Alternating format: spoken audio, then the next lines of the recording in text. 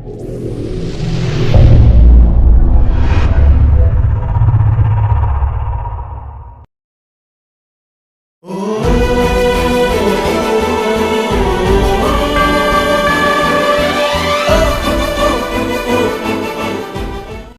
ఒంటరిగానే ఈ సేవని ప్రారంభించారా?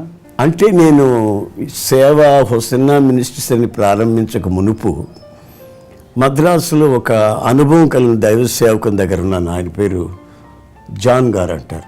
ఆయన బైబిల్ గురించి నాకు చెప్పడం కానివ్వండి, పరిశుద్ధత గురించి చెప్పడం కానివ్వండి, ఈ యొక్క సేవా విధానాల గురించి నాకు నేర్పించడం కానివ్వండి, ఇవన్నీ ఆయనతో చెప్తున్నాడు.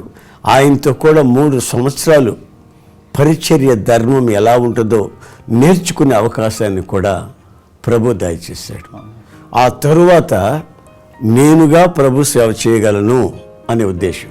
తర్వాత కలకత్తాలో మరొక దైవ సేవకుని దగ్గరికి వెళ్ళి ఇంకా కొన్ని విషయాలు నేర్చుకున్నాను. ఆ తర్వాత బెంగళూరులో ఇంకో దైవజనుడి దగ్గరికి వెళ్ళి నేర్చుకున్నాను. ఇంచుమించుగా 10 సంవత్సరాల వరకు నేర్చుకునే అనుభవంలోనే వస్తూ వచ్చాను. 10 సంవత్సరాల తరువాత అది 1977 సంవత్సరం గుంటూరు దగ్గర ఒక చారిత్రాత్మకమైన ఒక ప్రాంతం ఉంది, అమరావతి అని. ఆ ప్రాంతంలోకి వెళ్ళి ఒక రోడ్ మార్జిన్లో ఒక చిన్న గుడిసెలాగా తాటాకుతో వేసుకొని అక్కడ సొంతగా సేవ ప్రారంభించడం జరిగింది.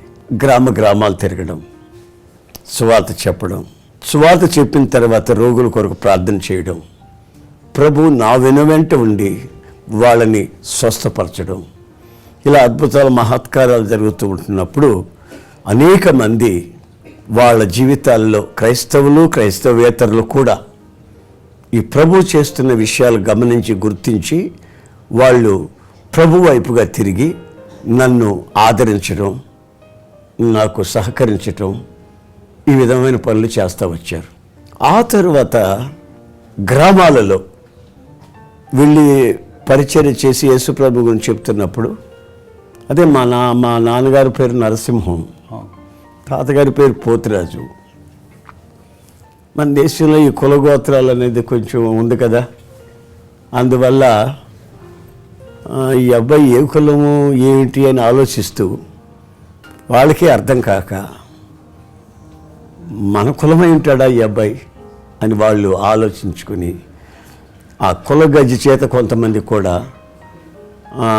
మనోడు ప్రభుని నమ్మాడు, ఎలా నమ్మాడు అని తెలుసుకునేదానికనికి వచ్చి అనేక వందల మంది ఈ కార్యక్రమంలోకి వచ్చి దేవుని చేత మేళ్ళు పొంది కుటుంబాలు గ్రామాలుగా మార్చబడిపోయి ఒక ఇంచుమించుగా అమరావతి ఏరియాలో ఒక 14 గ్రామాలు కాలినడకనే వెళ్ళేవాడిని. అప్పుడు నాకు సైకిల్ కూడా లేదండి.